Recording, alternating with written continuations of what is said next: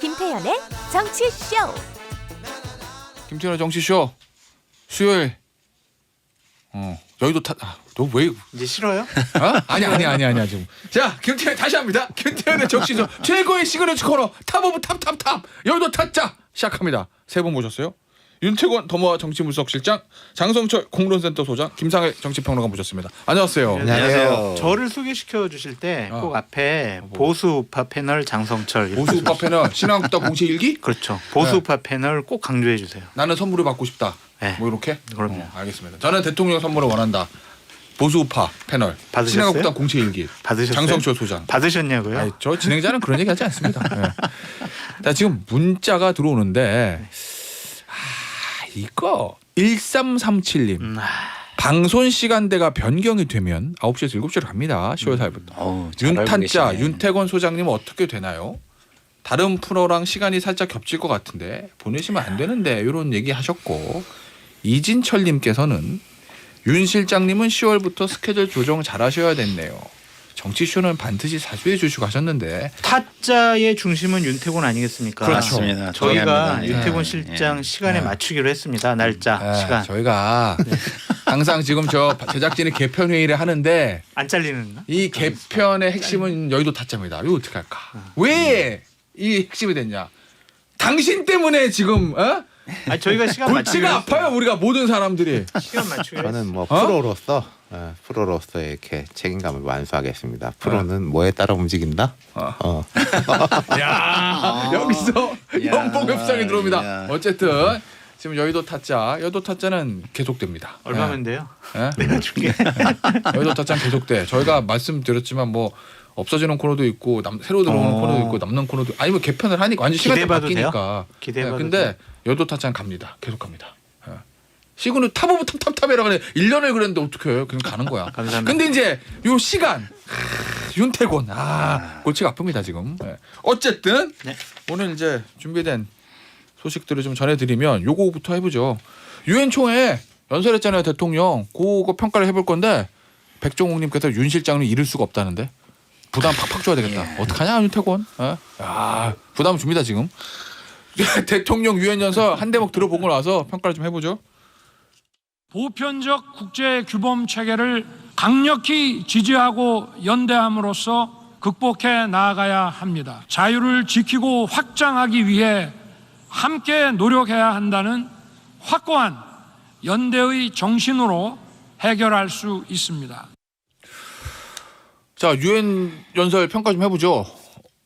제 귀에는 그냥 자유하고 연대, 모든 헤드라인도 그렇지만 자유하고 연대란 말이 많이 들리던데 윤태권 실장부터 좀 평가 좀 해주세요. 뭐 특이하다기보다는 이런 것 같아요. 지금 이제 엘리자베스 여왕 서거하고 우크라이나 전쟁 전황 변화에 대한 것들. 그래서 영국에서도 뭐 러시아하고 중국은 안 들여보내주려다가 뭐 뒤에 들려보내줬는데 그런 것들이 유엔 총회까지 윤 대통령 연설뿐만 아니라 전반적인 흐름이 그렇게 가는 분위기였거든요. 지금 전반적 국제 흐름들이 그런 분위기에 그냥 이게 뭐 같이 발 맞춘 거. 그리고 지금 북한이 얼마 전에 이제 핵무기에 대해 가지고 되게 세게 이야기했지 않습니까? 말하자면 허들이 낮출 수 있다. 이런 부분에 대해서도 조금 원론적으로 짚었을 뿐이지 뭐 일부러 강하게 뭔가 긴장을 우리도 뭐 맞받아치겠다 이런 것까지는 아니었고 이제 뭐 무난한 수준이다. 좀 예견됐던 수준이다. 이 정도 평가할 수 있을 것 같아요. 저는 공허한 허울 좋은 자유 타령보다는 좀 대한민국 국민의힘 당원의 표현의 자유에 대해서 좀 먼저 보장을 해주시는 게 어떻겠냐라는 생각이 듭니다. 자 장성철 소장의 내년 설설문을 물고 나왔습니다. 물건 나왔어요? 아니 당원이 대통령 비판할 수 있죠. 네. 그것을 내부 총질이라고 생각을 하시면서 국제 규범, 보편적 가치, 자유라는 그런 명분, 천부인권 이런 것들을 보장을 해야 된다, 지키자라는 것이 저는 좀 공허하게 들렸다. 좀 아쉽다라는 생각이 듭니다. 그러니까 본인이 취임사부터 유엔 총회 연설까지 했던 연설과 국내 정치 상황에서 행동이 좀 다르다 뭐 이런 취지인 건가요? 그래서 이게 본인이 생각하는 자유와 인류의 보편적인 가치인 자유 사이에는 좀 차이가 있지 않나라는 좀 생각이 들어요. 내가 허락을 하고 내가 선택할 수 있는 자유만 보장을 해주는 거다. 네. 그 밀턴 프리드먼의 선택할 자유, 그 책에 나오는 자유만 본인이 생각하시는 거지 남들의 자유는 좀 생각하지 않으시는 것일 수도 있겠다라는 생각이 들어요. 그러니까 아쉬워요 이게. 그러니까 이런 비판 받을 수 있잖아요. 왜 그러셨을까? 김상현 평론가는요? 좀 비슷해요. 저도 약간 공허하다는 표현이 맞는 것 같아요. 제가 뭐라 그럴까 알맹이가 뭐지라고 이렇게 보면은 뭐 우리가 그냥 초등학교 때부터 늘 이렇게 선생님한테 들어왔던 얘기 또 듣는 느낌. 이게 원래 이렇게 기조연설이라는 건 뭐냐면 일종의 독트린이 돼야 되거든요. 어떤 선언이 돼야 되고 그 다음에 그 국민들이나 세계 시민들한테 주는 어떤 비전이 있어야 되는데 그 비주얼라이제이션이라고 하잖아요. 이렇게 마치 연설을 들으면서도 뭔가 앞에서 딱 그림이 보이는 듯한 펼쳐지는 그런 게 없었던 기조연설이 아니었나. 그래서 이걸 연설을 준비하시는 분들이 꽤 여러분들이 동원이 됐을 텐데 왜 이런 연설문이 나왔지? 그리고 뭐 길이도 굉장히 짧았다고 해요. 11분? 네. 짧은 거예요? 11분이면? 그렇죠. 원래 뭐 한 15분 정도 할 수 있고 그걸 다 넘겨서 거의 쓴다고 하는데 대부분. 그런데 뭐 할 말이 없었던 건가? 네? 어쨌든 뭐예요? 짧게 하시는 건 괜찮죠. 아니, 그러니까 문재인 대통령 뭐 짧게 22분 했다고 하더라도 뭐 그렇게 남는 거 있어요? 짧게 하더라도 임팩트가 있고 어떤 그 비전이 있어야 돼요. 비전. 근데 그런 게 좀 안 보이는 그런 연설이었던 것 같아서 좀 아쉽습니다. 이 두 분의 박감 평가에 대해서는 어떻게 보세요? 형 그러니까 약간 뭐 다른 그러니까 장 소장님 말씀하시는 거에 제가 이제 공감한 부분이 있는데 근데 요건 약간 다른 거니까 이런 걸 거예요. 지금 이제 국내 정치적 지지율도 낮고 막 이러니까 막 좋은 이렇게 미사여고 하면은 이 말이 앞뒤가 맞냐 말만 번드르르하게 하냐라는 식이고 뭐 심플하게 하면 내용이 없다 뭐 이렇게 뭐 양쪽으로부터 다 맞을 수밖에 없는 상황에 처해진 연설이다 이런 것이고 거기다가 또 뭐 뒤에 이야기 나오겠지만은 뭐 런던에서 잘했니 못했니 이런 게 다 잡아먹고 있는 상황인 거죠. 그러니까 이 연설 자체로 평가를 받을 수 없는 환경이 조성돼 있는 것 같아요. 아니 이 연설 자체로 평가받기 어려운 연설이라니까요. 제가 볼 때. 그러니까 이게 무슨 얘기를 할 때 좋은 말 늘어놓는 게 중요한 게 아니라 뭘 전달하려고 하는 게 중요한 건데 이건 그냥 좋은 말 대잔치잖아요. 지금. 그러면 김상현 평론가가 참모였다면 연설문 어떤 식으로 방향이 잡았겠어요? 그러니까 예를 들어서 지금 예를 들어서 뭐 국제 사회가 재편되고 있잖아요. 그게 경제 안보를 중심으로 재편되고 있는데 그런 것들이 어떻게 가야 되는지에 대한 선언을 해주든가 너무 자국 이기주의로 흐를 수 있는 거라든가 이런 것들을 좀 경고하고 뭐 그런 것들을 좀 짚어주면서 그냥 너무 이렇게 그 갈등적인 요소를 할 수는 없지만 그런 것들을 어떻게 넘어섰을 때 이런 세계로 나갈 수 있다라는 걸 좀 제가 그래서 계속 비주얼라이제이션이 중요하다고 하는 얘기가 그런 의미예요. 그래서 뭐 저도 물론 그런 표현들을 잘 쓰는 어떤 뭐랄까 글을 쓰는 사람 글쟁이는 아니지만 토론 속에서 이런 얘기를 하면 이런 걸 표현해낼 수 있는 사람들이 분명히 전 있다고 보거든요. 근데 그런 게 너무 없었다는 거죠. 국민의힘 내부에서 말하는 자유가 지금 박탈된 상황에서 자유를 지키고 확장하기 위해서 노력하자라는 말이 와 닿을까요? 그러니까 문재인 정권 하에서 이런 일이 벌어졌었죠. 우리나라에서는 탈원전하고 원전 산업 이제 우리나라는 더 이상 안 한다. 그래놓고 외국에는 자 우리나라 원전 되게 안전해요. 우리나라 원전 수출하겠습니다. 세일즈 했잖아요. 이게 뭐예요? 이런 상호 모순적인 일들이 똑같이 벌어지고 있다라고 말씀드립니다. 알겠습니다. 요 얘기는 여기서 마무리하고 또 역시 또 대통령 순방 관련된 거네. 요거 저 조문 있잖아요. 조문 엘리자베스 여왕 조문을 이제 못했습니다. 조문록만 그 다음에 쓰고 장례식에 참석했어요. 근데 그게 뭐 외교 참사네, 뭐 홀대 받았네, 뭐 의전 실수네, 뭐 이런 얘기들을 야당에서 하고. 대통령실하고 국민의힘은 아니다. 뭐 이렇게 하고 있거든요. 그러니까 홀대라든지 뭐 여러 가지 실수라든지 그런 거 야당이 지적하는 것은 말이 안 된다고 저는 생각이 들어요. 우리가 흔히 얘기하잖아요. 그 문재인 정권 출범 초기에 중국 가서 7번이나 혼밥하고 우리나라 사진기자 공안한테 두드러 맞고 그때 민주당 사람들 뭐라고 그랬어요. 그거 홀대 아니다라고 얘기했잖아요. 근데 정상회담 뭐 중국까지 가서 7번이나 혼밥한 게 그게 바로 홀대지. 지금 조문 이거 하나 못했다고 홀대다 외교 참사다라고 하는 것은 무리한 지적이라고 좀 보여져요. 그 대통령 외국 가서 여러 가지 외교 활동 하는데 야당이 역할을 하겠다고 헐뜯는 거는 트집 잡는 거는 본인들 역할이라고 생각을 하겠지만 좀 과하다, 심하다 그런 생각이 들어요. 하지만 어쨌든 조문하기로 했잖아요. 그러면은 외교부 직원들, 대통령실 직원들 어떠한 상황에서라도 대통령의 일정은 그대로 수행될 수 있도록 뒷받침해야 되고 완수해야 돼요. 저는 그래서 대통령의 뭐 어떤 잘못보다 대통령실 직원들과 외교부 의전팀, 현지 대사관들 이거 문책해야 된다는 생각이 듭니다. 저는 좀 생각이 달라요. 이거를 그러니까 뭐 1차적으로 뭐 한 몇 가지 층위에서 이야기해 볼 수 있겠지만 이게 각자 이제 보고 싶은 시각대로 보는 것들 그리고 이제 금도가 깨진 거, 금도 깨졌다는 게 대통령 뭐 외국에 나가 있는 동안은 욕해도 들어오면 욕하자 이런 게 이제 이미 다 깨져 버렸어요. 그러니까 뭐 하나 꼬투리 잡으려고 하는 것들이 항상 있는 것이고 또 꼬투리를 제공하는 것도 있고 이런 식으로 이제 논쟁이 벌어지는 것들이 별로 좋지 않은데 현실이에요. 이미. 그 금도라는 거 왜 깨졌을까요? 원래는 진짜 대통령 외국 가실 때는 야 그래도 들어올 때까지 비판하지 말자라. 그러니까 우리 그런 것좀 있었는데. 정치적 부족주의, 진영론적인 거 이런 것들이 이제 구조적인 요인이 있는 것이고 두 번째로는 대통령 지지율이 낮으니까 좀 부담 없지. 까는 게 부담 없는 거지. 그런 것까지 이제 겹쳐져 있는 거고.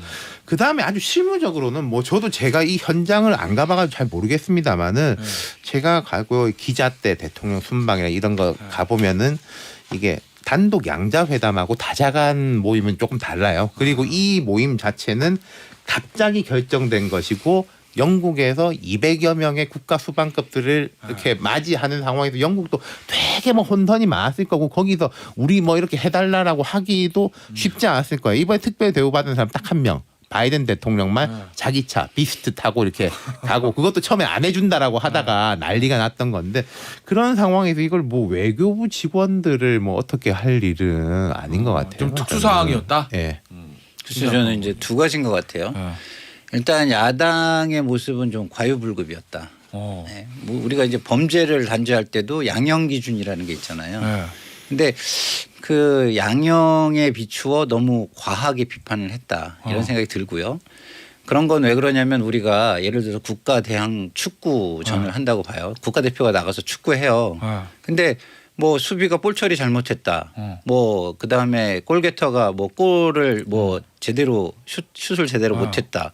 그렇다고 해가지고 그 경기 와중에 물병 던지고 그 선수를 막 비난하고 그러진 않잖아요. 그렇죠. 일단은 응원을 해주고 그러고 난 다음에 다 끝나고 돌아왔을 때 문제가 뭐였는지 어느 선수는 이런 게 부족해서 바꿔야 된다든가 경질을 한다든가 이렇게 차분하게 하잖아요. 그래서 요번 일은 그 정도 수준으로 했어야 되는 것 같아요. 저는 이게 갔다 와서 외교부가 준비가 굉장히 하는 능력이 좀 떨어지는 부분 이런 걸 짚어보고 차분하게 짚어보고 보완하고 질책할 건 질책하고 이렇게 했어야 되는 거 아닌가 이런 생각이 들고요. 근데 외교부는 좀 이거를 좀 돌아보고 질책을 받고 좀 개선해야 될 부분은 확실히 보여요. 왜냐하면 우리가 정치에 이런 말이 있어요. 정치 지도자의 일정은 종합예술이라 그래요. 우리가. 종합예술? 예. 왜냐하면 정치 지도자의 일정이 굉장히 귀한 거예요. 예? 그 제한된 시간 안에 이것이 가치를 만들어내는 그 파급 효과가 엄청나게 크거든요. 근데 대통령의 일정을 이렇게 일그러뜨린다? 그거는 진짜 심각한 문제거든요. 네. 정말 이해하기 어려워요. 그래서 그럼 이 부분은 굉장히 작은 건 아니기 때문에 어디서 이게 비롯됐는가 이건 좀 뜯어보고 좀 차분하게 짚을 필요는 있다. 이렇게 좀 보여집니다. 그러니까 김정일 평론가 저는 하나 더 말씀드리고 싶은 것은 김은혜 홍보수석의 해명도 부적절했다라는 생각이 들어요. 왜요? 영국 왕실의 어떠한 요청에 의해서 우리가 조문을 안 가고 조문록을 다음 날 만들기로 했다. 이런 식으로 해명을 했었잖아요. 근데 처음에 해명은 뭐였냐면 교통이 막혀가지고 저희가 못 갔습니다. 이랬잖아요. 그러면은 김은혜 수석의 해명을 우리가 인정하려고 하면 사전에 얘기했어야 돼요. 기내에서라든지 아니면은 조문 그치. 하기 전에 저희가 영국 왕실에서 요청이 와가지고 내일 조문록 작성하기로 했습니다. 그러면 아무 문제가 없어요. 아니죠. 이건 사실관계상 대통령이 기내에서 이야기했어요. 세 가지 했지. 일정이 있는데 이게 다 못할 수도 그 상황에 있다. 따라서 다 못할 수 있다 이야기했고, 그러니까 저는 상황이- 안 가본 상황인데 대통령이 처음 말한 게 있고, 그다음 두 번째는 그 해명 두 개가 저는 다르지 않을 거라고 생각하는 게 교통 문제 때문에 영국 왕실에 협의와 요청이 있었겠죠. 그걸 이제 뭐 먼저 말하느냐 하지 않느냐, 왜 이걸 다 말, 처음에는 사실은 그 백단에 있는 외교 뒤에 있는 백단에 있는 조정 관계들을 굳이 다 이야기해야 되냐라는 걸 또 안 하는 게 잘 관례니까. 근데 이렇게 막 난리가 나니까 다 깐 거죠. 이 처음부터 아니 안 한다고 한 건 그거는 아니니까. 그렇게 하면 안 될 것 같아요. 왜냐하면은 대통령 일정은 정말 중요한 건데 우리가 일정이요 할 수도 있고 안 할 수도 있어요. 이거는 의전이 아니에요. 아니 아까 제가 대통령 일정이 말씀드린 이건 아니에요. 전 제가 볼 땐 되게 특이한 상황인 특이한 거죠. 상황을 다 대비하면서 준비하는 게 외교부 공무원이고 의전이고 대통령을 모시는 사람들이 할 역할이라니까요. 우리 할 수도 있고 안 할 수도 있어요. 이건 안 그러니까 된다니까. 그런 기준으로 제일 잘했어야 되는데라고 말하면 뭐 할 말 없죠. 당연히 제일 잘했어야 되는 거죠. 하지만 이거는 뭐 한국만 참사가 일어나고 이런 건 상황은 아니었던 거니까. 저는 근데 저는 교통이 막히더라도 우리 윤태권 실장님 말씀에 좀 이견이 조금 있는 게 김은혜 홍보수석의 설명은 저는 부적절했다고 봐요. 왜냐하면 중요성에 비추어 국민이 알아듣기 쉽게 그리고 오해하지 않게 설명하는 게 굉장히 중요하거든요. 근데 성의 있는 설명이 아니에요. 그냥 교통이 막혀서 그랬어. 이렇게 얘기했다가 그걸 가지고 뭐라고 하니까 또 그 뒤에 다른 변명하듯이 설명을 붙이고 이런 거는 성의 있는 설명이 못 되거든요. 또 중요한 거는 진짜 화를 냈어. 김은혜 석이 아니 슬픔을 정쟁에 이용하는 이런 우리 진정성을 몰라주고 이런 식으로 화를 내고 혼내는 듯한 것은 옳지 않은 것 같아요. 진짜 궁금한 게, 나 무식한 거 하나 물어봐도 돼요? 초딩 같은 질문. 만약에 내가 갑자기 생각났어. 뉴욕에서 지금 바이든 대통령이랑 뭐 회담을 하기로 했어요. 근데 뭐 차가 막 못 가서 못했어. 그럼 난리 나는 거잖아요. 그거 난리 나는 거죠. 그냥 참사잖아. 근데 조문은 못했는데 조문하고 썼어요. 뭐 장례식도 갔어. 영국의 당사자인 영국 주한 영국 대사가 주영진 뉴스브리핑 나와가지고 한국말 잘하시대. 괜찮아요. 괜찮다고. 장례식이 본행사 장례식 다 된 거지. 괜찮다거든요. 근데 조문 못 간 게 그렇게 큰 문제예요? 나 그게 궁금해서 물어본 거야. 그러니까 저는 아까 지금 제가 모델 장례식도 못 갔으면 왜 갔냐 영국을. 이게 이제 내 말이 맞다, 네 말이 맞다 할 게 저는 아니라고 생각. 이게 현실이에요.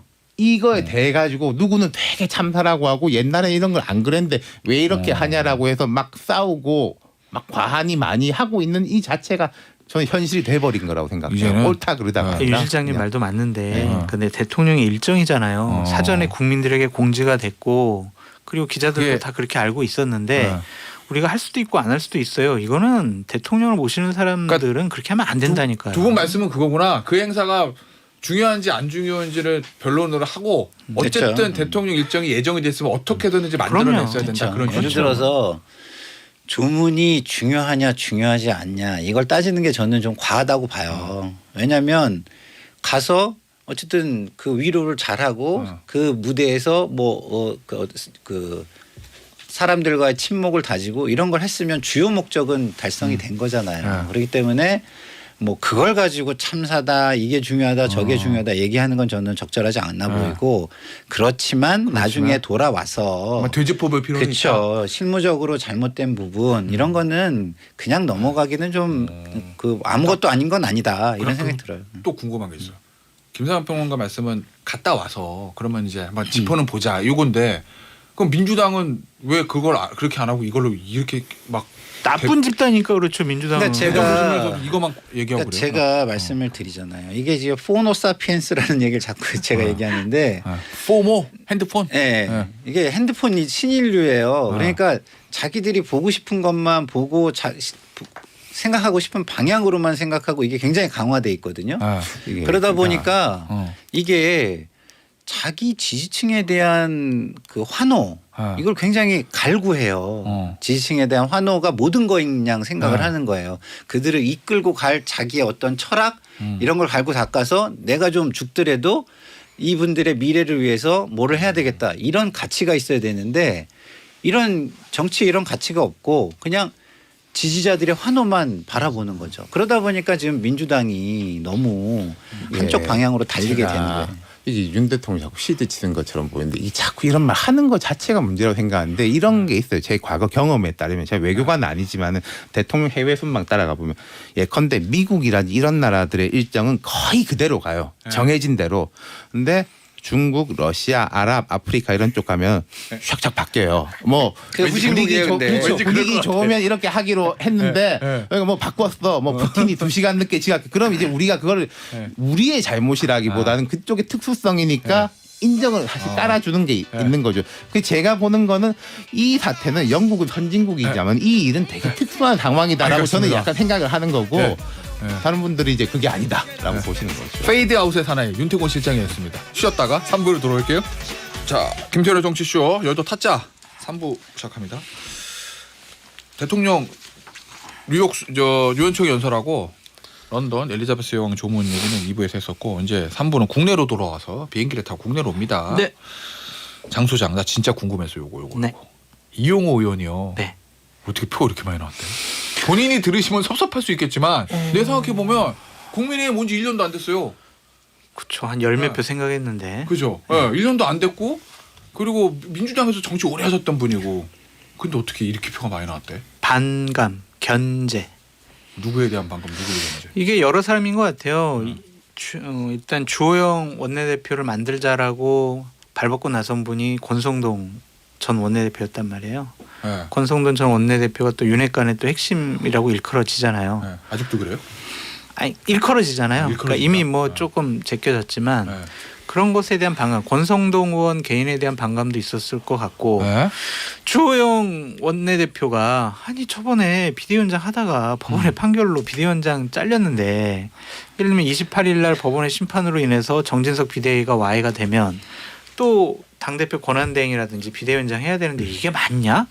라는 그런 생각도 있는 것 같고 야 이게 권성동 원내대표가 저렇게 출마할 사람들까지 정리를 강하게 한 거 아니에요? 김학용, 윤재옥 이런 사람들 정리 쫙 하고 1대1 대결 구도를 만들었는데 그렇다면 이거 대통령실 뜻? 야 그러면 원내대표까지 대통령의 뜻을 반영을 해서 뽑는다면 네. 우리는 정말 대통령실의 출장소가 되는 거 아니야? 다음번 2024년 공천 그거 전에 전당대회도 그러면 대통령실이나 대통령이 원하는 사람을 강하게 밀어붙일 거 아니냐. 정당의 자율성은 완전히 사라지는 거 아니냐. 당이 이대로 가는 게 맞냐. 그러한 좀 반성과 생각이 있었던 것 같아요. 그래서 저는 견제와 반감 그로 보여집니다. 네, 저도 공감하고요. 약간 더 추가를 다른 포인트를 한두 개 더 짚어보면 이런 게 있는 것 같아요.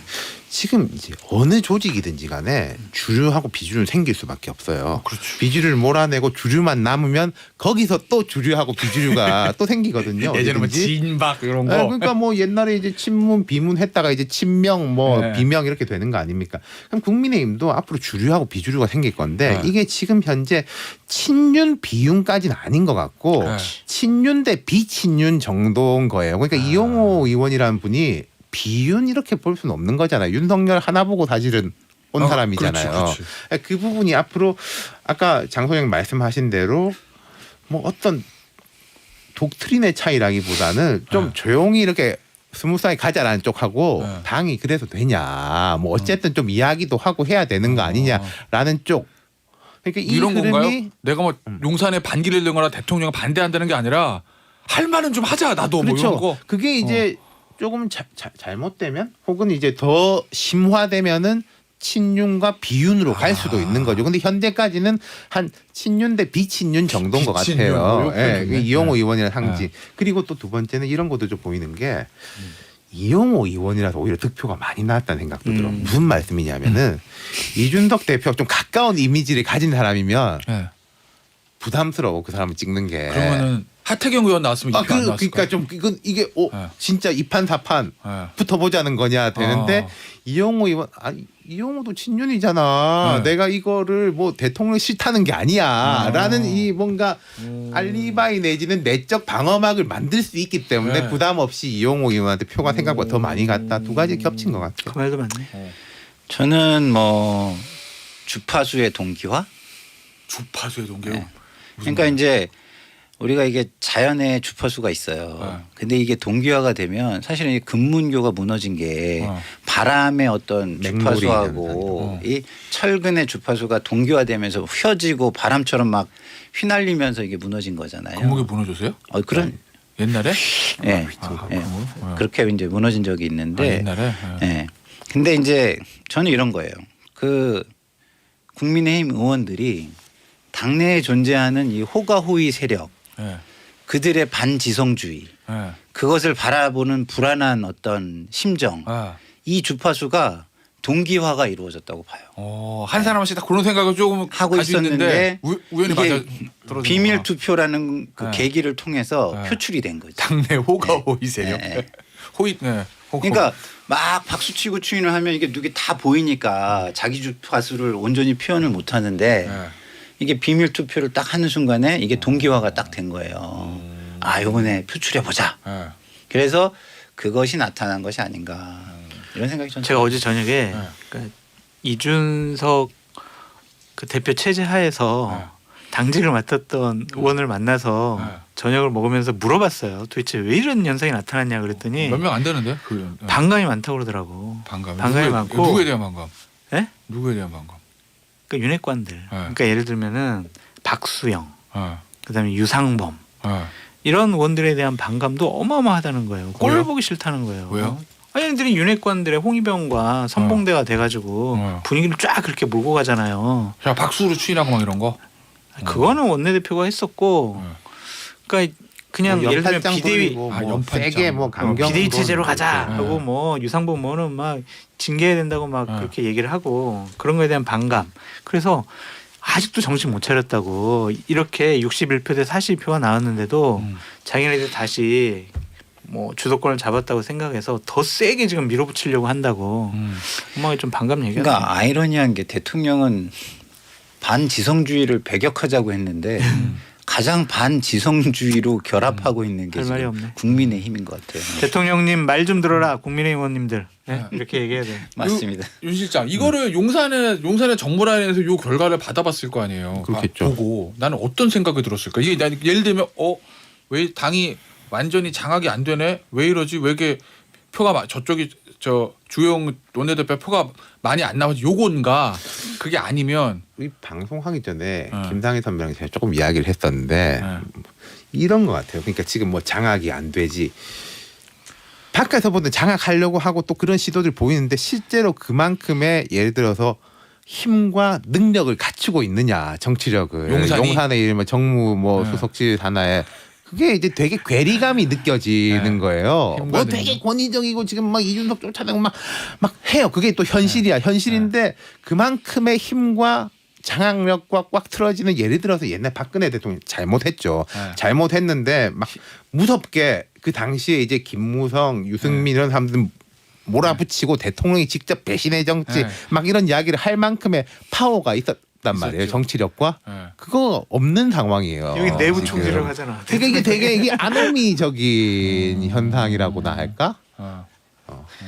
그럼 이제 당은 예전이랑 분위기가 좀 약간 바뀌어요? 이렇게 되면? 바뀌지는 않을 것 같아요. 아직도 이제 눈치 보는 것이고 이제 자칫 잘못하면은 주호영 원내대표가 당대표 권한대행, 직무대행까지도 할 수가 있잖아요. 그럼 한동안은 주호영 체제가 확고하게 자리 잡을 수밖에 없다. 일단은 권력을 잡기 전까지는 A씨 이렇게 막 대들다가 권력 잡고 나면은 또 충성하고. 또 이제 곧바로 전당대회잖아. 저는 그렇죠. 그러니까 그런 식으로 가면은 이런 이제 이용호 의원한테 뭉쳤던 이런 흐름들이 더 커져서 전당대회를 맞이하게 되겠죠. 예컨대 지금은 야 특수 상황이고 비대위니까 우리 좀 조용히 가자라는 게 뭐 어쨌든 동의하진 않지만 그런 말이 나올 수는 있는데 전당대회를 우리 조용히 가자 이런 건 있을 수 없잖아요. 그러면 이제 비친윤이 비윤이 될 수도 있다는 그렇죠. 말씀이시구나. 아니 그리고 또 원내대표가 또 막강하잖아요. 예산안에 있어서 의원들이 많이 또 부탁할 거란 말이에요. 가서 그리고 연말 국회 끝나면 외국도 공식적인 출장 가는데 원내대표가 이렇게 좀 선정도 해주거든. 원내대표는 잘 보여야 되거든요.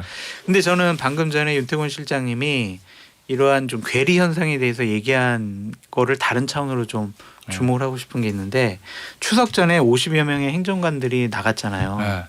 거기 지금 채워지고 있거든요. 변호사 출신들로 채워지고 있어요. 아 그래요? 네.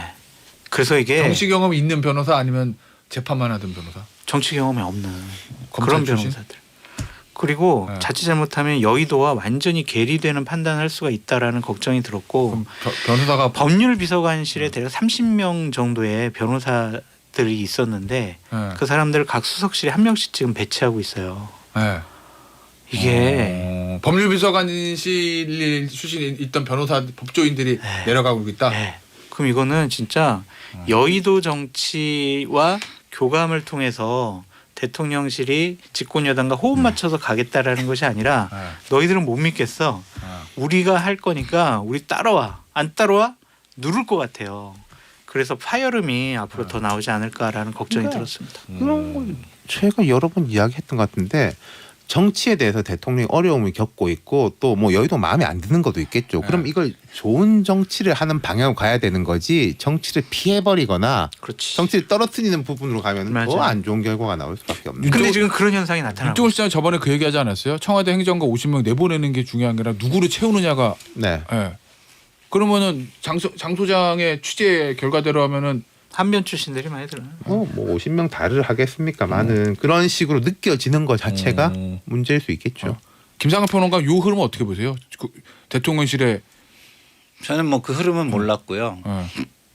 괜히 만약에 그런 식이라면 과거 권위주의 시대로 돌아가는 거죠. 옛날에 국정원 직원들 모든 부처에 파견한 그 다 이렇게 출입하게 해놓고 감시하게 하고 그걸 힘으로 그 통제하고 이런 건데 지금 뭐 변호사들이 그 역할을 하는 느낌이 드는 거예요. 저는 갑자기.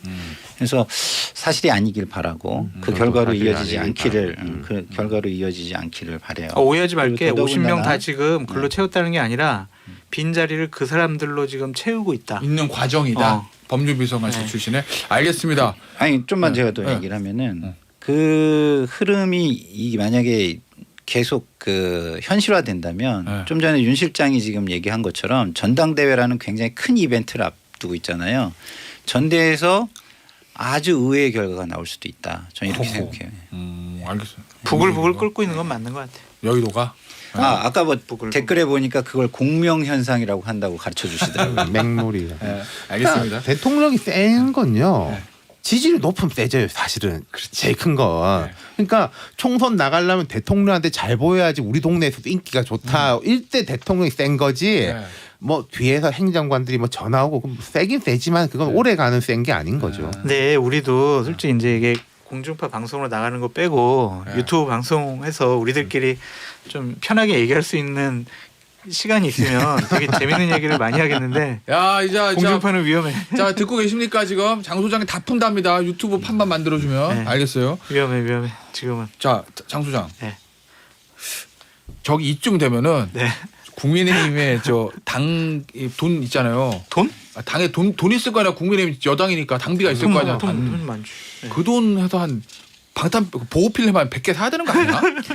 다 붙여라. 이러고 아니, 원내대표 근데 1호 지시가 필름을 전화기에 붙일 것 이래야 되는 거 아닌가? 지도부에 계신 분들, 권력을 잡은 분들이 어. 즐기는 거 아니냐라는 생각까지 들어요. 이 정도면 아 근데 조심을 안 하잖아요. 이거는 만약에 내보내서 누가 예전 체리따봉도 그렇고 이득을 얻는 사람이 아무도 없잖아요. 제가 그러면은 어. 원내대표실에 얘기해가지고 네. 자 한번 다 구입하는 게 어떻겠냐라고 얘기해 보겠습니다. 아니 원내대표실에서 구입보다 여의도 타짜에서 사드려도 될 것 같아요. 아니, 그거 굉장히 사주면은- 소음이야 소음. 네. 아니, 소음을 우리가- 막기 위해서. 우리가 논평할 아이템이 없어지잖아. 그냥 근데 그거 하시라고 소음이야 해요. 소음. 윤 실장 보기엔 이번에 이 정신석 비대위원장이 평의원 시절의 문자라고 합니다만 네. 유상범 전 윤리위원이죠 이제 하고 나온 요 문자 메시지 이거 어떻게 평가하세요? 약간 뭐가 제일 뭐라고 문제예요, 뭐 여기서? 말을 할 수가 없어요. 그러니까 뭐 어. 근데 둘이서 이렇게 만나가 위로 속닥속닥 하면야 그거야 뭐 사람 사는 세상이니까 뭐 근데 이런 식으로 사고가 계속 나는데도 이런가라는 게 첫 번째고 두 아. 번째는 이 유상범 의원이면은 검찰 그 고위 간부 출신이고 검사장 출신 이게 창원지검장. 뭐 말하자면 뭐 정보 통일가 아니겠습니까? 요새 서초동 분위기는 어떻고 이런 네. 거를 이제 의원들이 물어볼 거야. 아, 유 의원 요새 어때? 그럼 그 전달해 준 사람인데 막 전망도 틀려. 아 요거구나. 그러니까 요 얘기 전망으로 틀렸다는 게 유상범 의원의 방송에서 경찰이 성접대 부분을 어느 정도 확인한 것으로 보인다. 이렇게 주장했는데 어제 공소시효 만료된 거. 그거랑 이제 뭐 예컨대 이건 방송에서 주장한 거고 문자에 나온 게 성상납 부분 기소가 되면 함께 올려 제명해야 한다. 적었잖아. 그쵸? 기소가 되면 함께 올려 제명해야 되는데 이건 뭐 맞겠죠. 그 당연한 거지. 당연하죠. 근데 분위기상 기소가 어려울 것 같다. 이런 식의 이야기가 돼야 맞는 거 아니냐라는 거죠. 그래서 저는 이 얘기를 보고 네. 저희 상당히 반성했습니다. 저. 뭐요? 왜냐하면 경찰하고 유상범 의원하고 어느 정도 끈이 있어서 그렇지 좀 그래. 여러 가지 이야기하고 싶다. 얘기들을 전달하는 줄 알았는데 네. 본인 혼자만의 좀 뇌피셜이 아니었느냐라는 생각이 들고 저는 이 문자 파동과 관련해서 꼭 그 정진석 의원이나 지도부에 하고 싶은 얘기 있어요. 네. 장성달 얘기를 들을지 모르겠지만 한번 해보죠. 네. 기자 탓, 언론 탓 하지 마세요. 예. 본인들이 잘못한 거잖아요. 왜 화를 내냐고 또 기자들한테 법적으로 문제 삼을 거라고. 네. 권성동 의원도 그랬어요. 네. 사생활인데 왜 이런 거 왜 보도하냐고. 언론에 금도가 있지 않냐고. 언론은요. 그런 게 어딨어. 그렇죠. 그런 게 어딨어. 네.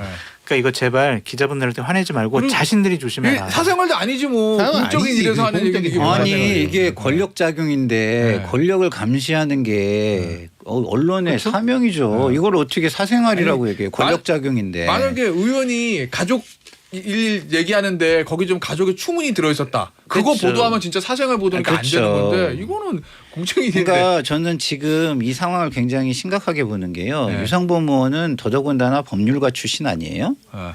근데 직업윤리가 없어요. 그러니까 선진국에서 가장 중요한 게 직업윤리예요. 직업윤리가 상징하는 게 뭐냐면 사회적 자본인 신뢰거든요. 네. 제도에 대한 신뢰, 절차에 대한 신뢰, 사람들이 그런 거에 대한 승복하는 것 이런 건데 지금 유상범 의원이 보여준 거는요. 자기가 윤리위원으로 있으면서 그 직업윤리를 다 깨는 모습을 보여준 거예요. 윤리위원회 예단이 보였다는 거죠. 그렇죠. 그리고 그거를 밖과 의논하고 내지는 의견을 듣고 그거에 대한 반응을 하고 예를 들어서 밖에서 의견을 전달해 오는 거는 뭐 들을 수 있어요. 들리니까. 그냥 그거에 대한 내가 반응을 하는 건 전혀 다른 문제거든요. 이 한동훈 장관이나 이원석 검찰총장 뭐 이런 말 하잖아요. 검찰 출신들이 공정할 뿐만 아니라 공정한 외관을 갖춰야 된다. 좋은 말이에요. 근데 저는 이거 약간 해석하면 이러거든요. 좀 덜 공정해도 공정한 외관이라도 최소한 우리가 눈 가리고 아웅이라도 하는 게 이제 예의일 수 있는 거예요. 그럼 이 정치라는 게 저는 그렇게 생각하거든요. 뭐 뒤에서 뭐 이야기하겠죠. 하더라도 국민들 앞에 보일 때 그리고 이제 절차를 밟고 할 때는 최소한 공정한 외관을 갖춰야 되는데 이런 게 이제 무너지면은 그 본질까지 같이 무너지는 거죠. 근데 우리 테디님이 변호사니까 묻고 싶은 게 있는데 저한테요? 어제 네. 불송치 이렇게 결정한 것들 있잖아요. 네. 그럼 무혐의라는 똑같은 개념으로 생각해도 돼요? 무혐의? 근데 이제 이런 게 있죠. 그러니까 어제 그 성접대 의혹을 불기소 처분한 건 공소시효가 완성 옛날 일이니까 공소권이 없으면 정결한 거네요. 대부분 경찰 수사할 때 공소시효가 이미 끝난 사건에 대해서는 그 사실의 실체를 조사를 안 해요. 어차피 공소시효 끝났는데 뭐. 처벌할 수 없으니까. 네. 그래서 어제 이제 보면은 불기소 결정을 예를 들면 뭐 성상납은 있는 것 같은데 공소시효가 완성돼서 불기소가 이게 아니라 그냥 공소시효 완성돼서 불기소 처분한 거거든요. 그러니까 성상납이 있었는지는 판단하지 않았지. 근데 다만 지금 무고가 남아 있잖아요. 무고. 그 무고 부분에 대해서는 예를 들면은 아마 가세현을 고발한 게 무고라고. 아니 근데 고발했던 것 성상납에 같은데. 대해서 판단을 네. 하지 않고 네. 이건 기소를 하지 않는다라고 했는데 무고가 어떻게 성립이 돼요? 아니 그러니까 무고는 가세현이 예를 들면 뭐 명예훼손에 대한 이준석 뭐 그냥 되지.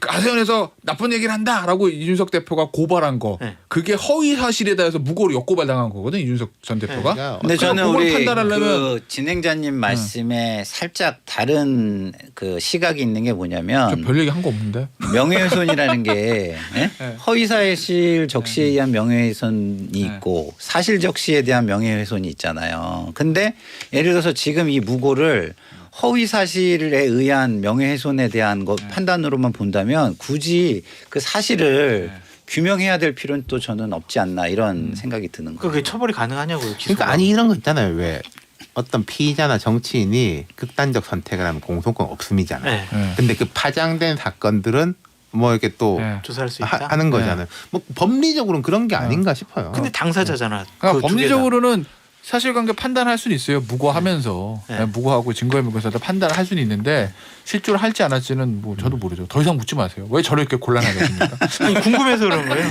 자 그럼 요거 법조인지. 1분 남았는데 지금 국힘 내부는 어때요? 요거 어제 경찰 조사 결과 가지고 헉 이거요? 아니면 뭐 상관없어 우리는 그냥 겉으로는 태어난 척, 속으로는 큰일 났다. 이거 어떡하지? 속으로 왜 큰일 났다? 그럼 이거 어떻게 해요? 지도체제 그러면은 이제 왜냐면 당연히 윤리위에 징계 처분도 정당성을 의심받을 수가 있잖아요. 그러니까 이게 공소시효 문제 때문에 이럴 거다라는 거는 많이 나왔던 거 아니에요? 처음부터 공소시효가 나왔었지. 처음부터. 그래도 유상범은 기소될 거라고 얘기했잖아. 그러니까 그게 약간 이게 좀 제가 납득이 안 된 게 이런 거야. 옳다 그러다가 아니라 왜 이렇게 눈에 뻔히 보이는 것들에 대해서 못 본 척을 할까라는 거. 뭐 플랜 B가 없다라는 것도 이제 그 연장선인데. 집단 최면에 걸린 거죠. 대통령께서 내부 총리라고 했으니 쫓아내자. 반지성주의의 극치를 보고 있다. 이렇게. 알겠습니다. 오늘 요 얘기는 여기서 마무리할게요. 지금까지 여의도 타짜, 윤 타짜, 김 타짜, 장 타짜였어요. 감사합니다. 감사합니다. 감사합니다.